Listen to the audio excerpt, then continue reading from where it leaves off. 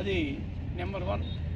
మనకి సంఘం నుంచి బుచ్చి దాకా కానీ ఊహించి ఉంటే మీరు ప్రమాదాన్ని చేస్తారా? ఎట్లా జరుగుతాయి అనే దానికి మీకు చెప్పడానికి మీకు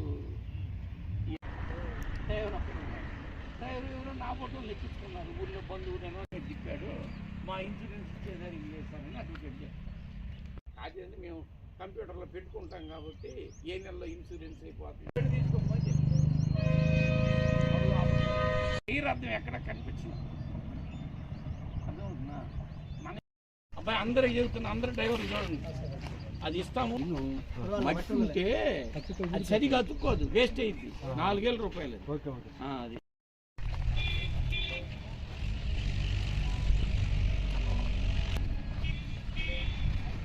ఇది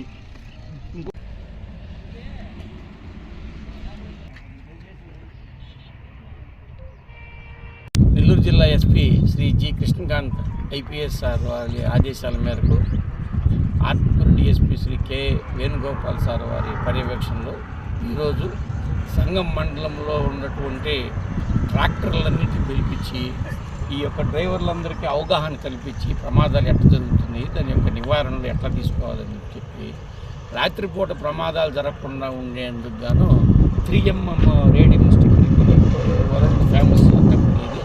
ఈ రేడియం స్టిక్కర్ వేయటం జరుగుతుంది.